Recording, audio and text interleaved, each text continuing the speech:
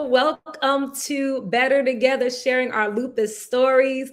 I'm Chanel Gabriel, and we are live and talking about living your best life with lupus. All right.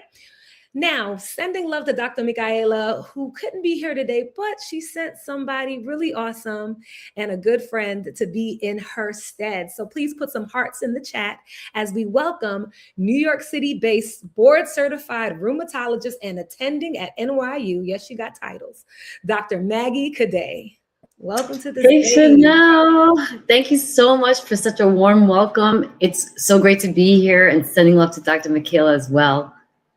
Yes. Oh no. Listen, the pleasure is all ours. You do so much great work. Now, you have a list. Okay, you're a physician. You're a professor. You're a marathoner. A former competitive ice skater. I mean, how do you find the time to do all of this? Yes, there's not a lot of time in the day, but I definitely live by the motto: work hard, play hard. I have so many passions with education, fitness, wellness. Obviously, I care so deeply about my patients, my lupus patients and arthritis patients. So you just got to try to fit it in. Usually it's early in the morning, 4:30, 5 o'clock where I start, and we just keep trucking through the day, but it's really rewarding, and I'm grateful I can do it. Oh, well, we're glad you're able to squeeze us into this busy schedule you have. But speaking of squeeze, we have a jam-packed episode today, and we have some great guests and some great info. So are you ready to get into it, Dr. Cadet? Absolutely. Tonight's topic is effective communication, explaining lupus to those who matter the most. And we're going to be talking about how to communicate with others, about your illness, something that we don't normally talk about or patients don't talk about, but we're going to get right into the best communication skills. Listen, I know I struggled with it when I first started and when I first got diagnosed with lupus. I didn't really do the work of making sure people like understood my disease. So this is great. Yeah, we're definitely going to make sure today that people walk off with the tools that they can, and examples that they can share with both their doctors at their office and with their loved ones. So Chanel, let's get started. Let's meet our guests. All right, let's go. So let's welcome our guests to the stage, all of our guests. There we go. Everybody's popping up. All right. So we have Sade Mallory-Mason, who is a passionate patient advocate, digital media professional, and a lupus warrior. She also serves as the engagement coordinator at the Autoimmune Association. Now, really quickly, her fun fact is that she went on a tour with Rosa Parks, like went physically, not to, like she was there. Isn't that cool? Wow. Yeah. Yes, definitely a cool thing right there. Sade, you just had a good time, huh? Yeah, I mean, I was only like 13, 11, 12, 13 at the time, so I didn't fully like appreciate it at that time, but yeah. That's pretty awesome. Well, we're glad to have you. All right. Our next guest is someone who knows a lot about advocating for patient care. Next, we have Dr. Krystal Thompson, who is an OBGYN, currently practicing at the UHS Perinatal Center, upstate New York. She's an accomplished 15 years of making sure patients have excellent and equitable care. So her fun fact is she is the biggest Knicks fan that I know. I think you partied like the entire week. Yeah, I'm just now slowing down. I had the whole week to go. Listen, a few of us were like Knicks in 5. We're Knicks so in glad 5. to have you. Knicks in 5. And we also have a dynamic duo that's joining us, the Oglesbys. Nice to have you all here. Rashad is a lab analyst at Chick-fil-A. Yes, he is doing God's work because I love me a chicken sandwich. All right.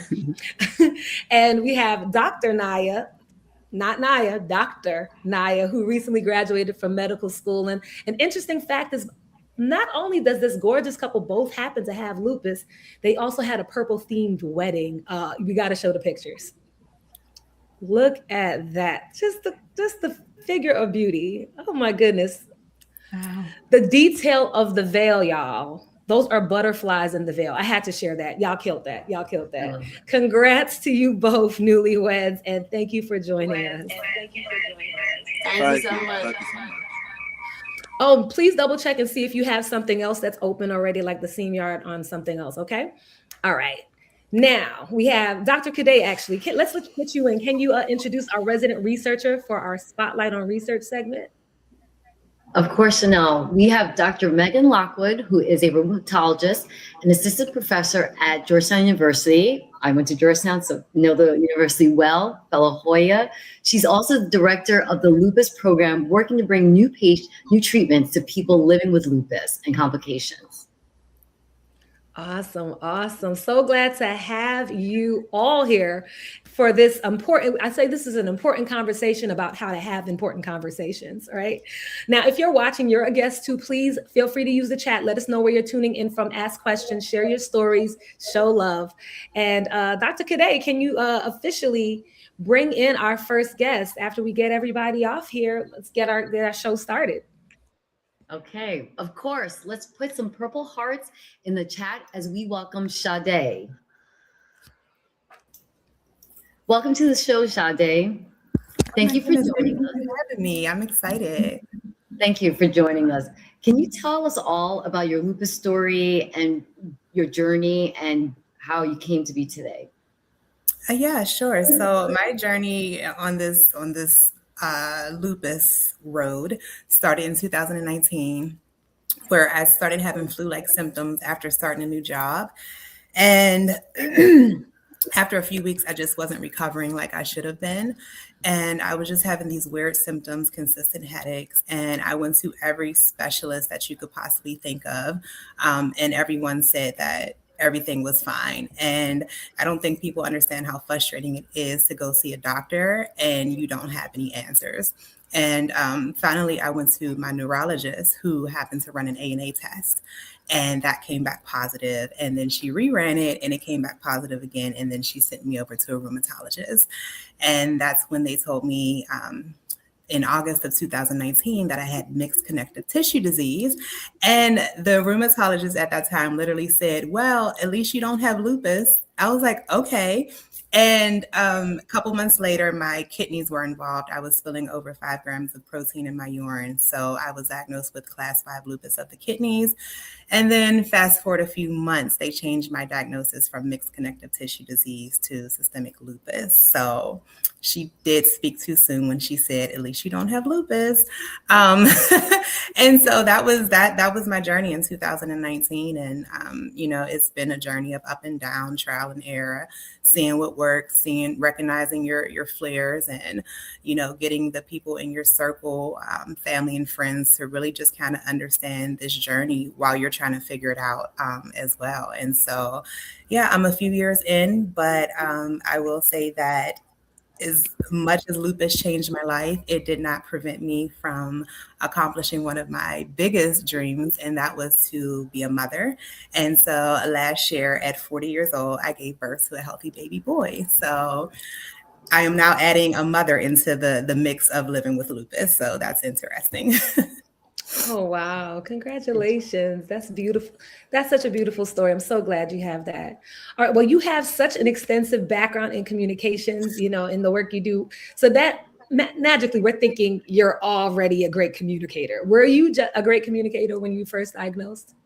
No. In fact, I tell people, especially like in the Black community, we were taught that when you go to the doctors, you tell them what's wrong, they give you medication, you take it and you move on. Like, it wasn't really advocated that you question the doctor.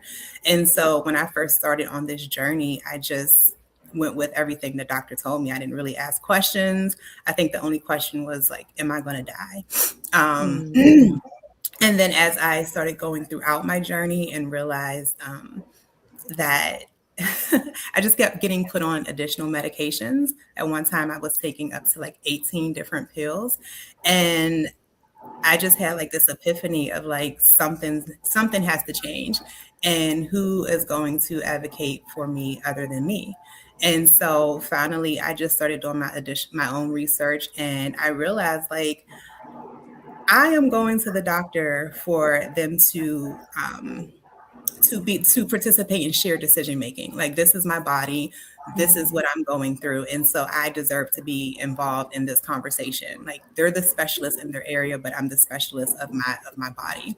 And so initially, no, I didn't feel comfortable questioning what the doctor said or the instruction that they gave me, but that changed, and to the point where now we are going to go over this together. Now, you want this medication? Okay, let's talk about it. Is this going to contradict any other medications? At that time, when I was thinking about becoming a mom, that was on the table too. You're giving me this medication. How is that going to affect, me trying to give, or me trying to be a mother later on in life? So, yeah, it took a while to get to that point. Well, you make a couple good points about, again, shared decision making. I always tell my patients that you are your best patient advocate. The doctor's here to help you. What experience do you think changed your course of action when you were starting to think about yourself as your own patient advocate? I would say, so when I had got to the point where they added another medication to my regimen, and I loved my rheumatologist. She had excellent bedside manners. She knew who I was. When I called the office, they would say, "How can we help you, Miss Mallory?" Because I was in panic mode. It's a scary journey, and I just thought about what's the worst case scenario if I went to go see another doctor, And initially, I felt like I was cheating on my current rheumatologist. Like I didn't want to tell her, and I don't know, it felt weird. And so I did. I went to go get a second opinion, and that doctor told me that I was on too much medication. And that doctor gave me a new course of treatment. And I took it back to my rheumatologist at that time, and she was really open and she was receptive, and she changed the course of treatment, and it happened to work. And so I still went back to the original rheumatologist. They just had different approaches. It's not that the original rheumatologist did anything wrong. She just had more of an aggressive approach. And every patient is different. And so I think that is kind of what changed my approach to it's okay to seek different opinions. It's okay. It's not about hurting any doctor's feelings or anything. It's about doing what's best for you. No, I think that's a really great point. Oh, we're both saying the same thing. I think that's a really great point. The fact that you knew that there was something there that you could gain from going back to your original doctor, and that having that conversation, you felt empowered in there too. And you brought it up earlier. You have a lovely daughter. So congratulations on the baby. Baby boy. His name is Zion. Baby boy. Apologies, yes. Baby boy, Zion. He's so cute. Thank you. Well, so have you been able to communicate your needs to get support in these early years? I know that's, the idea. There's a lot of people now, that we know that people with lupus can have a healthy baby, right? I feel like I was told it was impossible, and you're clearly showing that it is. And what advice might you have for any new moms about communicating? Well, so I would say that my learning how to communicate early on in my journey helped me to communicate during pregnancy. I already knew like the amount of doctors that I needed to see. I already knew that I was high risk. So when I was going to see like the maternal fetal specialist, that advocacy came in with that. And so I would just say for those who are pregnant and they're on the journey, it's important to be an advocate for yourself, but it's even more important when you are with child. Like you said, Chanel, I was told that if you get pregnant, it was like a scare thing. They gave me all the risk, and it put a lot of anxiety on me. But I think the more you equip yourself with knowledge, I think you have a better chance of just having a healthier pregnancy. And again, before you're advocating for yourself, now you're advocating for the health of you and your baby. And so, when I would go to the maternal fetal specialist, and one time she said, well, I don't think we need to do this test. I said, oh, well, I think we do. Well, let's just wait till next week. What's the harm of doing it today? Mm-hmm. So, and you don't want to be, I think some of us fear being a difficult patient, but that's not really what it is. It's really you just trying to get the best outcome, because this is your life, and certain decisions or lack of decisions can turn into life or death. Oh, thank you. And I'm so glad that you advocated and said, excuse me, we're doing this now. Because sometimes I think it is, you're right, that fear can come up and can be a part of the problem. So no. Yeah, and finding the right doctor is very important. Finding the right doctor. I literally I found a hospital that had a very good maternity ward. So I had to find OBGYNs and maternal fetal specialists that was associated with that, because we all know the risk with Black maternal health. And so that was already a thing, and I'm already high risk as a lupus patient. So finding the right doctor that's going to listen and that's willing to have the open conversations with you.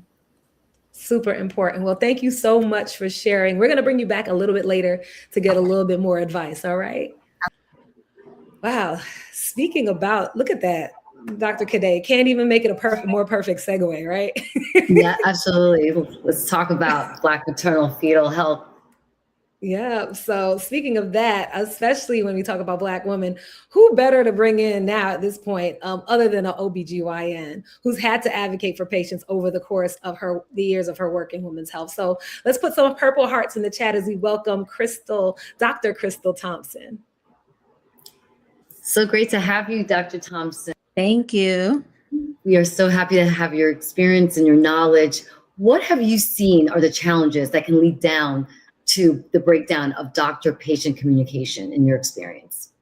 So for me, there are obvious answers like language barriers. The diagnosis is very stressful, but I think there's some simple things that we don't think about in a patient experience. So in my office, the way to get my patients to open up to me is from the very moment they walk through the door, for them to feel comfortable. So my front desk staff knows when these patients come in, before they even get to me, you're the first person they're going to see at the front desk when they check in. So we have meetings every month to make sure every step of the way before the patient even gets to me, that they're having a good experience. Good morning, eye contact, smile, make them feel comfortable, check them in. So by the time they get to me, sometimes by the time they get to you, they're already tense because it's been a hectic check-in. So I just start from, that's important to me. My staff knows I'm very big on, yes, I'm the doctor, but you guys are also very important in the patient experience before they even meet who I am. So I like for my office staff to know that, because once the patients feel comfortable and they feel like that you actually do care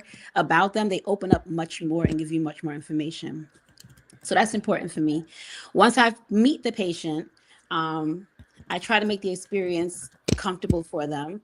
I work with really young patients and much older patients in OB. So I have some 12-year-olds, a wide range. So for the really young ones, they are already nervous because they're in a doctor's office. So me personally, like, I know the white coat syndrome is really a thing in my practice. So I'm not a big white coat person because I know that like makes them feel intimidated. So when I come in, I always sit down, I sit eye level, I ask open-ended questions. I let them know that there's no things a bad question. Like, if you have a question, ask. All I can do is answer the question. Or if I don't know the answer, that's also important to let the patients know that I don't know everything.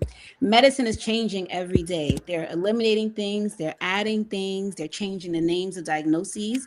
So medicine is always changing. So the patients know that sometimes there are questions that they'll bring in for me that I don't know, but I will research it and I will schedule a follow-up appointment so we can go over things, so I can go figure it out and have them come back. So making them feel comfortable. Oh, I'm sorry. I was going to say, actually, it sounds like you're doing all of the right things, and I really appreciate that. I'm just curious on the patient side, though. Like, on the patient side, you started to get in there too. And I think what you're telling us is things that doctors need to do more. It sounds like you have a lot of the things doctors, as a patient, like, what are the things you started on there? The language barriers. So the language barriers. So for the patient, I always like for them to, I usually have my office do a questionnaire so that the patient knows exactly. Some patients, they come in and they don't know how to express what they are feeling. So in our consult visits, we have a questionnaire to ask the patient, like specific questions. So some of the questions, we have a mnemonic, OPQRST, where we ask the patient, when was the onset of their symptom? Is there anything that provokes the symptoms? Laying down, sitting up, running, exercising. Where is the pain starting and does the pain radiate? That's R. S, the severity of the pain. So from a 1 to a 10, how bad is this pain? The quality of the pain, is it sharp? Is it dull? Is it aching? How long does the pain last? The time of the pain. So we have each patient answer OPQRST mnemonic so that we can kind of figure out what the symptoms are and what some of the differentials or what the symptom could be, or so we can kind of hone in on what it is. Because some patients will just come in and say, I have pain, and they don't like, that's not enough information. So we try to help guide them with that questionnaire before they come in. So OPQRST is our mnemonic. I know you did touch upon, again, there are, like, in my experience too, there are language barriers, there are cultural barriers, right? Different cultures express symptoms and pain differently. Sometimes a doctor doesn't understand why a patient doesn't want to be on medicine. So culturally, that definitely is a factor. Sometimes it's like you mentioned before, like anxiety. The patient may feel anxious and not comfortable speaking with the doctor and relaying information. Again, religious beliefs, cultural beliefs. So you mentioned all these as well. And I think that's a great point to bring up. Yes, so that's also big for us. And we have a very mixed community here in where I work. So we have our interpreters who are in-house. We have translators in-house who work with us. So we have the language barriers, the cultural barriers. Some patients, they don't want a male provider in the office to ask them any questions. So we always have a woman provider on hand based on our patient population. So we have that in place as well for our patients. So there are many barriers: language, culture, age, a patient who's never been to see a doctor before, just out of fear of seeing a doctor, just the whole idea of knowing their diagnosis, they don't want to even come in. So we have to work with those patients as well who are not very frequent going to see their provider. So question. So as a patient, what can I do? You're telling me about like all these things that are at your hospital, but how is, if I'm in this hospital and I'm just having this struggle and trouble, like what do I do? How do I navigate that? So in the office, if there's a patient who is very nervous or doesn't know how to ask the questions, we do have them. I always let them know on our electronic medical system, they can, if you go home and a question comes up that you didn't remember to ask, we communicate with the patients throughout the day. So they can always send a message in if they have a question on, we use Epic or MyChart, and they can text us and ask questions if they don't remember something, or if in the moment is too, if it's too, if they're too nervous, they can always communicate. So we have an open line of communication, and our office does follow-ups to ask, like, how did the visit go?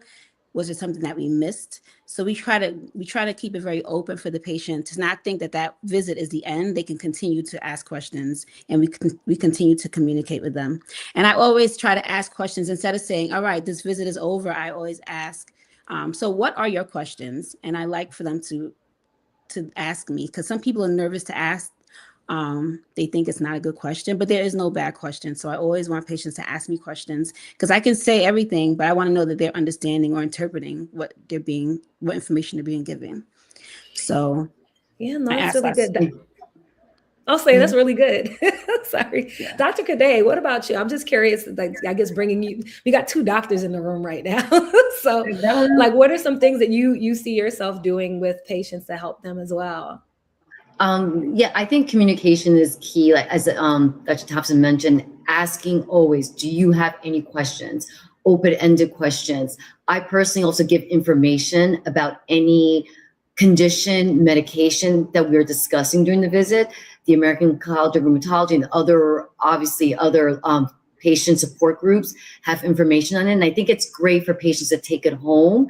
They can read about it, and then they can circle back with the doctor either through a patient portal, and ask questions. Sometimes it's overwhelming for patients to digest all the information in one sitting. So I do agree, asking open-ended questions, giving the patient material to actually take home that's layman's term and not so much medical jargon is also important. I also know that sometimes the doctor is the challenge. We touched upon this earlier on. Sometimes the doctor may not be listening to the patient's needs. Sometimes there's a paternalistic kind of relationship where the doctor's dictating to the patient and not asking the patient. So sometimes the doctor is a challenge. They have their own biases too. What advice do you have for the patients who don't feel like their needs are being met? So if I'm a patient And if you feel like your doctor's not listening to you, you can always look for another provider. If you do not feel like if your needs are not being met, if your questions are not being answered, if you're not participating in your care and you're only being told what to do, but not allowed to give any input. If you don't feel comfortable, even with me, if a patient doesn't feel like I'm meeting their needs, if you want, you can shop for someone else. You can always look to see if there are any other providers who you probably feel more comfortable with, who are the same culture as you, who understand your culture. So yeah, if your needs are not being met, I say advocate for yourself, and you can find someone else who you feel more comfortable or who's listening to you better. Definitely. I think that's important. Yeah. And I've definitely had moments where I'm like, I might have to fire this doctor, or have a conversation before I say, hey, I might need to go somewhere else. And I think that's a hard conversation to have, but it's a necessary one. So thank you so much for this practical advice. I love you gave so many great examples of talking about pain. Is it radiating? Some of the things that doctors should be doing. Maybe it seems like if we're in situations where we're not with a amazing doctor like Dr. Thompson, we know what they can be asking. Is this radiating? Yes. How long have I had it? What does it feel like? Really giving more descriptive words to help advocate for ourselves. Great work. So we're going to talk to you a little later at the end of the show. And thank you for the advice. You're welcome. All right. Now we have a couple who are proving that there is true love after lupus. Put some hearts in the chat as we welcome, yay, hearts. We welcome the Oglesbys to the virtual stage. Hello. Hey, how y'all doing? It's so great to have the two of you in this show. I love looking at the wedding pictures. It really is a true testament to love when you can really share your journey through illness and in health, as they say in the vows. Can you guys tell us briefly your story? How did you meet? How did you navigate this? And we're going to start with ladies first. How about you go, Leon? Okay. So hello, everyone. I'm glad to be here. Thank you for allowing me to be here on this podcast tonight. To be on this podcast tonight. This is his first time speaking, guys. So please bear with us. I'm so excited to have him all here with me. But my name is Dr. Naya Oglesby. I am originally from Tifton, Georgia. 229 forever. That's my zip code. And that's our area code. So 229 forever.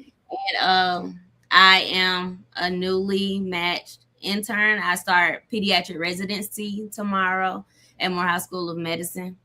When I was 12 years old, I was diagnosed with lupus and rheumatoid arthritis in Augusta at the Children's Hospital, where my pediatric rheumatologist, she was my reason and my why I wanted to pursue medicine and ultimately become a pediatric rheumatologist, because she was so personable with my family. And she, like, every time I would have an appointment, it would be my mother, my aunt Nicole, my grandmother Angie, my brother CJ, my great grandmother Lucia. We will all be packed in a small room at each visit. And anytime one of us was absent or one of us was not at that visit, she would reach out and also be like, where's grandma? Where's aunt? Mm-hmm. She was very personable, and she made our family her own. And that's what I strive to do when I start practicing. And ultimately, the ultimate goal is to become a pediatric rheumatologist. And one day go back to my hometown of Tifton, Georgia, to either have a partnership at Tiff Regional, I'm at the hospital there, or also have a mobile clinic one day that serves the underserved areas.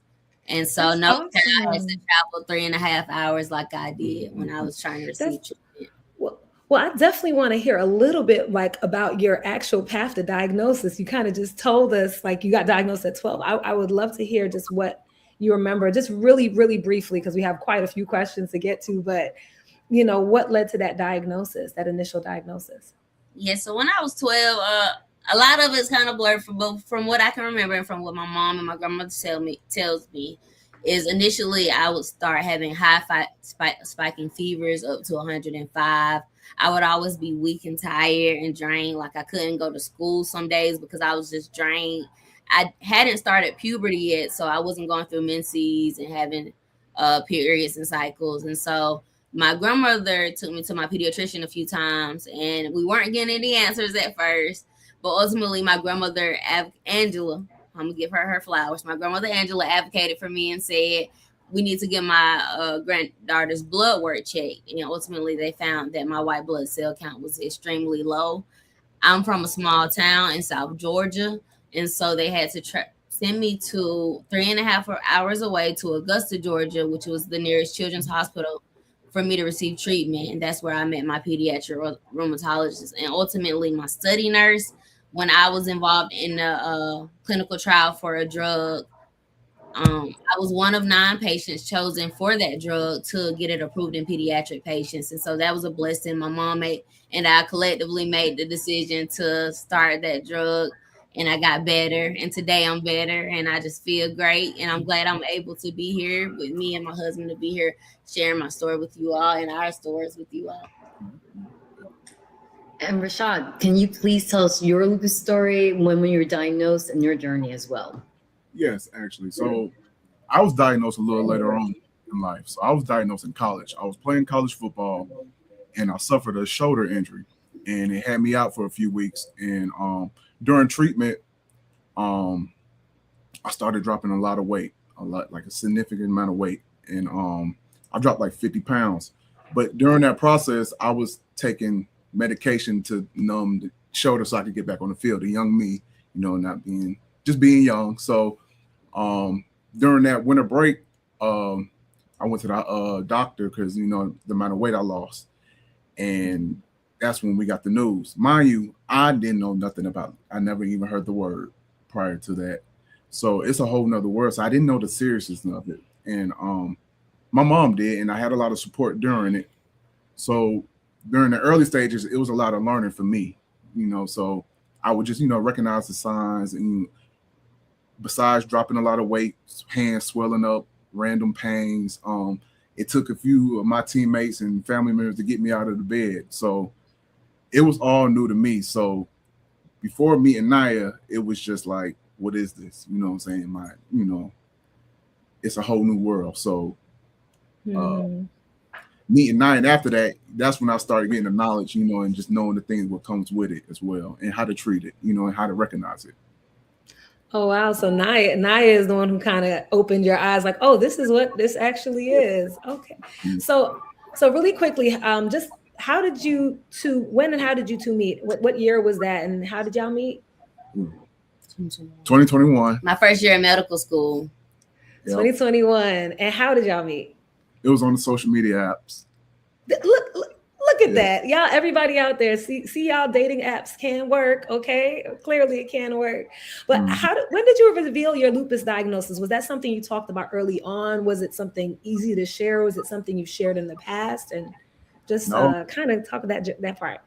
It's actually funny. So on our first date, I was kind of open about it because I didn't know the seriousness. So I brought it up during our first date, and she thought, because she had lupus as well, and we didn't know. So when I brought it up, she thought I was stalking her page, tried to have a connection, thought I made that up because she never met a male with lupus. So that was the kickstart of that. We always get a kick of that, learning that. But yeah, so I was open, and she was pretty upfront too about it as well. Mm-hmm. What's really interesting is both of you have lupus, and obviously for our listeners, lupus can present so differently. You had the weight loss, you had fever, other joint symptoms, or it's really important to know the symptoms of lupus. And one would say that both of you have gone through your own journeys, you're coming together. You might assume that each one of you knows really what lupus is like, how to endure it, the symptoms. Have you always been this communicative, about each other's symptoms, or were there things that one, being a woman and being a man, were you able to share those different struggles like fertility or any other questions or any other symptoms? Did you always feel comfortable? Yeah. I believe that Rashad made a safe space for me to feel comfortable, even like to this day, like how I dress, because I've been trying to dress better now that I have a new role and position, because I would usually just walk around in some sweats or some shorts and a tank top. Like, I like really comfortable and relaxed clothes, but now I try to dress better and do better. But like, he made it comfortable for me to be able to wear that, like feel comfortable, you know, just feeling chill and relaxed. And like even when I would get sick, like I don't mind just mentioning it, like, oh, my fingers swelling, oh, my shoulder hurt, my knees swelling, because he gonna be like, okay, you know, you need me to rub some cream on it, you want me to put some tiger balm, you want me to put some cream on it, or anything like that. You know, you need a massage later, and I do, you know, so like I feel like he's always made it a safe space. And I feel like, I believe, I'm not gonna speak for him, but I believe that we both make it like a safe space for each other. Like anytime we need to talk about anything, or anytime I feel like we need to address anything, we bring it up, but bring it up in a manner that's not like so serious, but also like we need to talk. Like we need to talk, but like don't be thinking about this, because we both analyze things 1,000 times in our head before we bring it to each other, because we don't want to just be bringing every single thing. Like if it, sorry, that's Hope. She probably heard somebody. I love the fact that the puppy's name is Hope. I guess they're tripping into. And Rashad, like, you know, as a man, sometimes men are not the best communicators, but obviously you said you felt very comfortable. Do you feel like you are able to share all the time, or really adequately share all your feelings as well? And what do you say to other men in relationships who might be in similar situations? How do they help to share their stories? Yes. So I have to be honest. I wasn't the best communicator, you know, about it, just because I knew it was a lot on the table and I didn't want to add. And mine's, you know, sometimes mine's not as severe. So as far as like a joint swelling, or, you know what I'm saying, I might not say nothing. She'll have to drag it out of me, but she'll get it out. But for the others, I would just say communicate. You know, at the end of the day, communication, that's the best medicine. You know what I'm saying? We have to know what's going on exactly so we can fix it. So, you know, I know we can be a little stubborn, you know, we got to be the macho man, you know, and I definitely understand that too. But if you want to fix that, you have to communicate that. So that would be my advice. No, Great definitely. advice. Definitely. And I know it's very challenging for everybody to always share the hard parts. And I guess my other question, and yeah, I think I have enough time. I have another question. So for relationships, what might be helpful? I'm sorry, I'm getting my question together in my head. It's there. Because I really see that, you know, both of you seem like you're really working towards together. And I think sometimes this is a very unique situation. A lot of times people are the only person with lupus. I did try to date one guy with lupus. I thought we was going to be you, but you know, it ain't work out, you know? But in a relationship, like thinking about just how you showed up, Naya, maybe before, because you were more comfortable talking about it. What were the things that made you decide, like, I need to share that, or I want to share that with other people? Like just feeling comfortable putting it out there. Is that putting it out there into the universe, into the world? What is something just helping people be able to communicate like what they're going through and how they're dealing with it?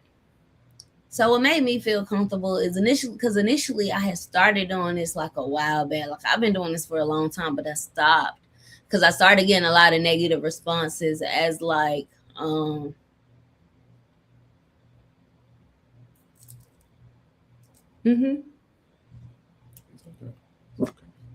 It's okay. It's okay.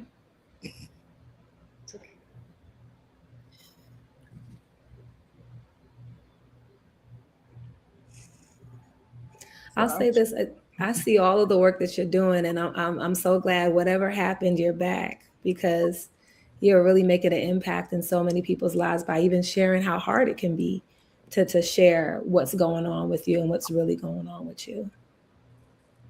Thank you so much. Other couples too, you know, for people who don't think they can have a relationship, even though they have a chronic illness, this is a testament that if you find your partner and you can communicate and you can put it out there and be vulnerable, there is an opportunity to have love and partnership. Thank you so much. And I was just like, so I started getting the responses as the, like, if you're hurting, how can you record? Like, if you're hurting, how can you record your lupus flare? And that's what made me stop sharing. Mm-hmm. But in January, with Infusion Access Foundation, I went to their conference. Like, we had a summit, a 2-day summit and Jawan and Lindsay, we had a walk and we talked. And they were just telling me, like, you got to keep going because there's people out there that want to hear your story. And so I give all the credit to Jawan and Lindsay and Jackie from the Infusion Access Foundation. I'm gonna give you a second. Thank you so much for working through that, and I'm so glad to the family that helped you, to your friends that helped you, because I definitely know that we need more voices. We need more people, because people don't know what lupus is, and it's very easy to think, oh, you look good, and not know like what really goes on behind there, and the hard work that goes into being able to share those intimate parts of you with people that you don't necessarily even know. So I just want to say thank you. So we're going to give you a second, sis, because I appreciate you being vulnerable with us. But we're going to bring you back a little later. Going to get you a drink of water. One more thing to say. You know, go ahead, Rashad. The main driver, the main thing is the Lord. We couldn't do none of this without the Lord. We're nothing special. We're just praying people, you know, and he give us the courage, the strength, mentally, spiritually, and physically, to get through all trials and tribulations. So I get a few praises, but I don't take no credit. It's the Lord that for us. Amen. Listen, I believe in belief. Wherever anybody's belief is that's watching, believe in something bigger than yourself, whether it is, everything requires faith. And I think that you all bringing your faith into this and understanding how important faith can be, because it also just brings hope. And so thank you so much. Amen. Listen. Amen. All right. Well, we're gonna take a break. We're gonna take a break, and we're gonna talk with the next group of people. Man, that was a vulnerable moment. I was about to tear up. No, it's great. I mean, honestly, as a rheumatologist, like, I also want like patients to know that, you know, we always say that you're not invisible. Like, you know, we see you. Just because you're living day to day with chronic pain or other complicated issues and you may look okay, we know underneath there is like systemic inflammation, you know, psychological burden. I mean, it just touches across every part of your life. And it's great when patients can also share that with doctors. I know I am very grateful when my patients can openly tell me how they're feeling, and it's a vulnerable space, and we just need more of that. Yeah, no, vulnerability is key, and it's important. It helps us find healing. But now, got completely switch gears a little bit to bring in our special guest for our segment called Spotlight on Research. Okay, so Spotlight on Research is where we learn about the path developing new treatments, and a lot of new treatments have come upon the lupus world in the last few years.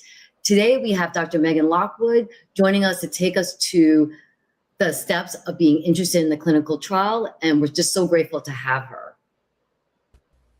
Thank you, Dr. Lockwood. Yes, Dr. Lockwood. I call you our resident researcher. So now we've been talking about clinical trials over the last few, since last episode. Now, should you really wait? And I'm a patient and I'm thinking about this clinical trial, but I'm like, hey, I'm not really sick. Should you wait till you're really, really sick or your medication has been failing for you to consider a clinical trial? Oh, Chanel, that is such an important point and one of the biggest misconceptions out there. And I'm so glad that we're talking about it here. The short answer is no. You absolutely do not need to be at your worst or out of options to be able to participate in a clinical trial. Clinical trials are designed for people at many different stages of their disease. Some trials are looking specifically for people with moderate disease activity, not severe, not in crisis, and people who are already on standard treatment but may benefit from something a little bit better. Other trials focus on preventing flares, reducing steroid use, or improving quality of life. So those aren't studies for people who are failing. They're studies for people who want to do better than just, getting by. There are some trials that are designed for people with more severe or treatment-resistant disease, and those are incredibly important too. But the idea that clinical trials are a last resort is just not true. And in many cases, We know that a trial gives you access to cutting edge therapy years before it becomes available to the general public, along with closer monitoring and more frequent check-ins with a medical team than you might get in routine care. So if you're living with lupus and you're curious, don't wait until you're in a crisis. Ask the question now. Well, I mean, my doctor never brought this up, or say a patient's doctor never brought this up. What are some reasons that doctors wouldn't share this option? And are clinical trials open to everyone? Is it just certain doctors that are allowed to? Can give us more information around that. Yeah, this is something that we hear a lot. And research shows that most patients with lupus have actually never discussed a clinical trial with their physician. In fact, in one survey, only about 9% of people living with lupus had ever enrolled in a trial. And that is one of the lowest rates among all of the chronic diseases in the United States. And there are probably a few reasons that this happens. First, not every doctor is connected to a research center or aware of what trials are currently available. And clinical trials are constantly changing. New ones open, other ones close, and keeping up with that landscape on top of a busy clinical practice is really difficult to do. Some physicians also worry about the time commitment for their patients, or they may not feel confident in explaining the trial process. And honestly, some doctors may carry their own assumptions about which patients would or would not be interested.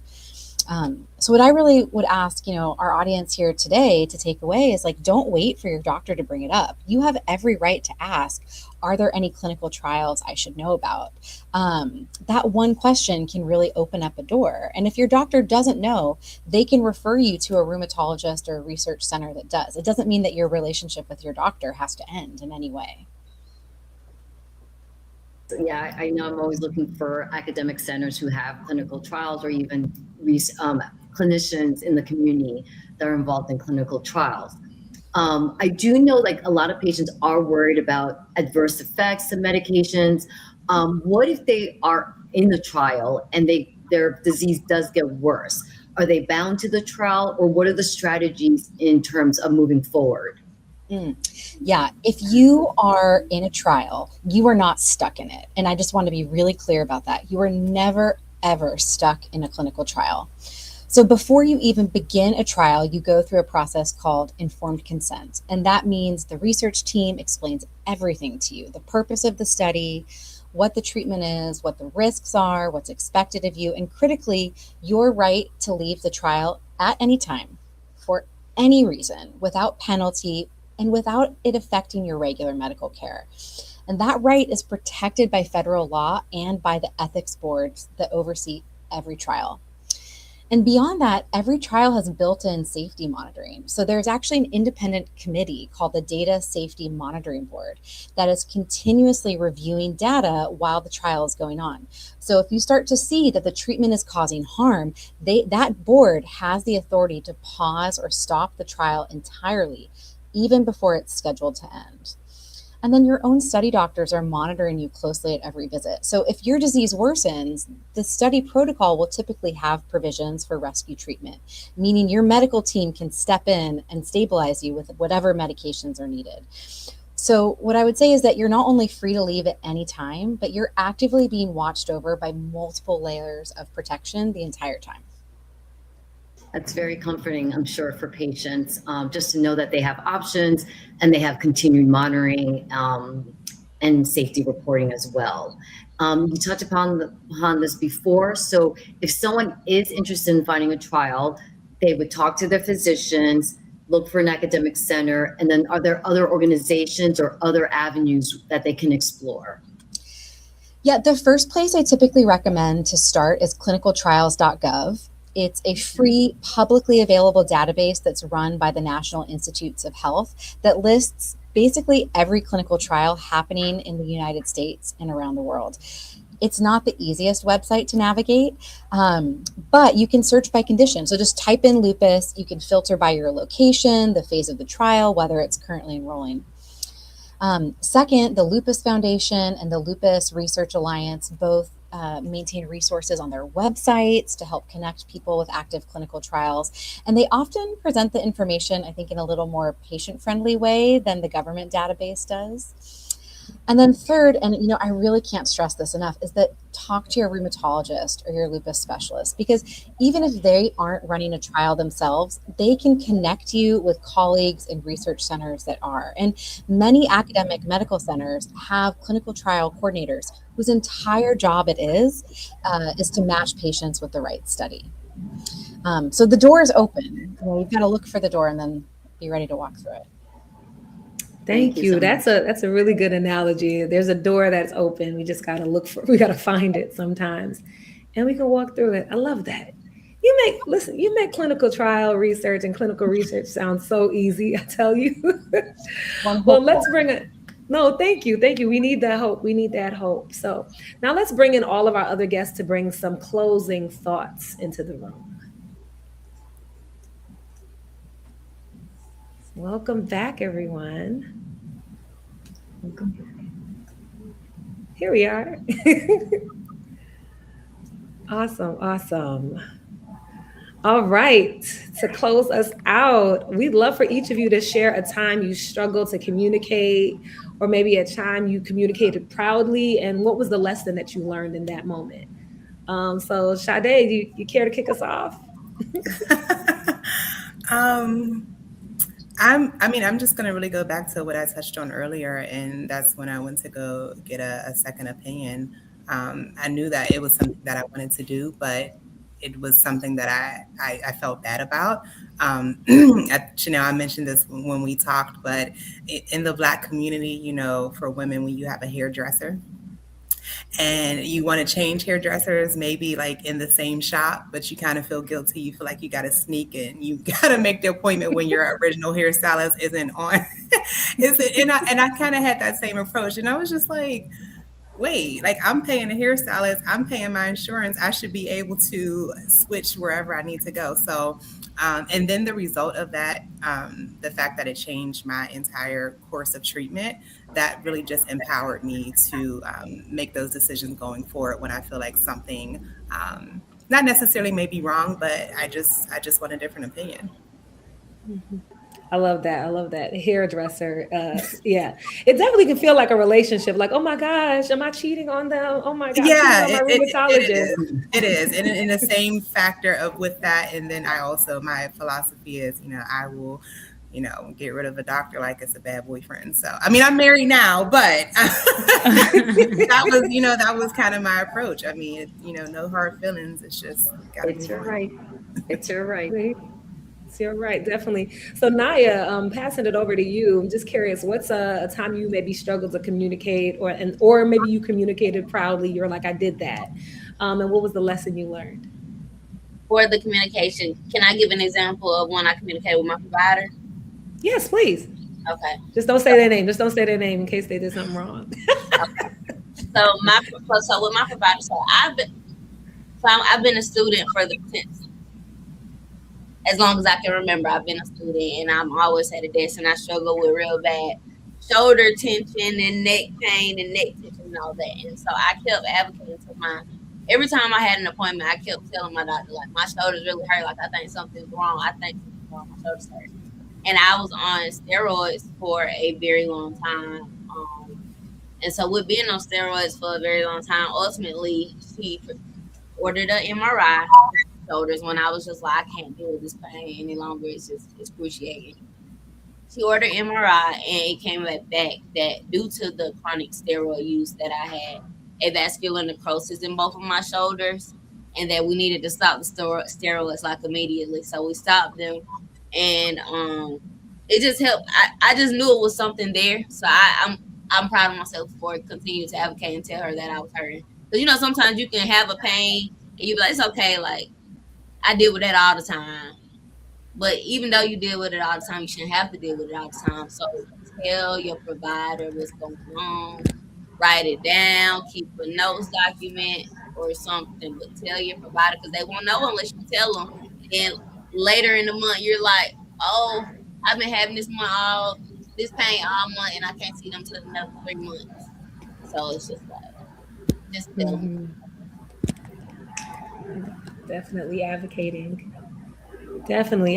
is so important, and that self-advocacy is super important. Let me see, Rashad, is there anything you'd like to share with the brothers out there, or anybody? You know, I'm sorry that we do that because so many times we don't get to talk to our brothers that have lupus. And I think we've had a couple friends of ours, Emmett, you know, my friend Dan, the man, those are some people that like talk about lupus, but you know, we have you here. Anything else you'd like to share just about your journey and what it means to communicate, what it felt like to communicate? Well, I can tell you a lack of communication consequences of it.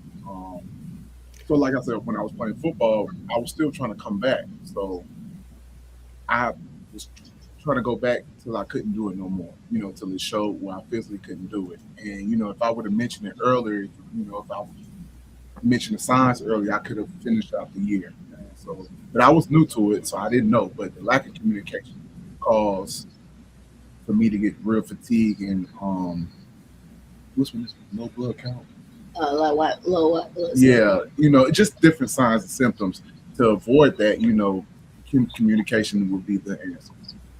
And don't, you know, and it's not a handicap. It's nothing that you have to have a woeful attitude about. It's something that you can wear with pride. You know, that's why the color is purple. You know, so the meaning behind it, you know, symbols the wolf. And the wolf is the cats and the strong. So nothing to be ashamed about. Oh, sorry. You gotta say that up a little louder. I couldn't hear you. Something about the wolf. You gotta say that again. I couldn't hear you. Okay. The wolves, that was good though. Okay, no. That was good. It was good. We gotta hear it. We gotta hear it. Yeah, so the symbol's a wolf. You know, wolves, they run in pack, but they're strong too as well. So if there's nothing to have a woe's me attitude or, oh, I can't do this because I have this situation. So yeah, it's nothing to quit about or, you know, let you hold you back. That would be my advice. Thank you. Wonderful. Thank you. And to Dr. Thompson, Dr. Lockwood, you know, as rheumatologists and physicians, we're here to advocate for our patients and to kind of broadcast their fears and needs when they can't communicate for themselves or they feel shameful or afraid to communicate. Is there anything each one of you wants the patients to know on how they can make their journey a better one and how they can navigate through this journey of chronic pain and chronic disease? You want to go first? Oh, go ahead. So you guys have touched on it, and there are no bad questions. Sometimes people don't want to ask a question because they think it's a bad question. Always ask the questions. Either you'll get an answer, or if you feel like you're not being answered, you can always get a second opinion from someone who will look further into the situation for you. But don't, if you know your body more than your doctor. You know when something's different for you. So express that to us, and don't be ashamed to express how you feel. There are no bad questions. I always tell people that just ask. You can't go wrong. Either we can say yes or no, but always ask. And if you see something that's different, say something. I would completely echo that. I would say no one knows your body better than you. If something doesn't feel right, say it, you know, to your doctor, to your family, to your care team. And I would really empower you. Ask the questions that matter to you. You know, push your doctors. What else could this be? Are there newer options? Are there clinical trials I should know about? You know, the treatments we have today that I'm sure many people here are on, they exist because someone spoke up, a patient who volunteered, a family that shared their history, someone who refused to accept, you know, we don't know as the answer. I agree with both of you more. And yeah, everyone knows their bodies better. And again, as physicians, we're here to help you communicate and get to the answer. So if you're not liking what you are hearing or you don't feel like your needs are being met, just continue pushing on until you get that answer. I want to thank all the people who have joined us on the show, the doctors. You're all helping all of us get so empowered and be open about communicating about illnesses. Thank you so much. Thank you for joining us. Yes.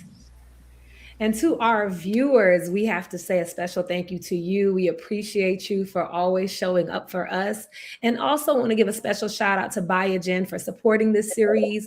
And if you want more information on lupus and clinical trials, please scan this QR code that you see right here on this show slide. Use your phone or your camera or go to biogentriallink.com. The link is going to be in the chat in 1 second, but make sure you check that out.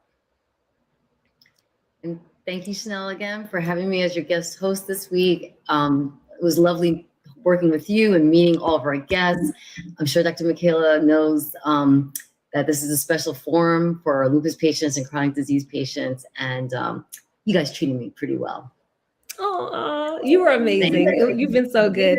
Thank you for jumping in and holding it down. And Dr. Michaela will be back for our next episode on July 14th, Hiding Behind the Smile, moving from isolation to connection.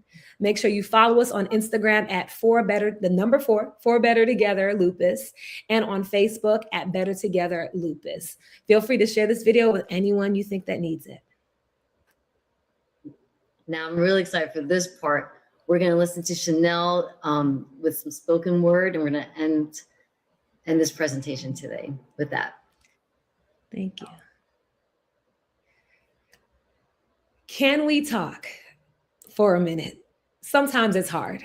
Sometimes speaking prevents further hurt. Recognizes potential for scars. Talking brings tears that can be wiped away. Can be the reason someone knows you want them to stay. Talking can lead to answered prayers. Can help a doctor know they need to find a new way for someone that lets somebody know that they're really right there.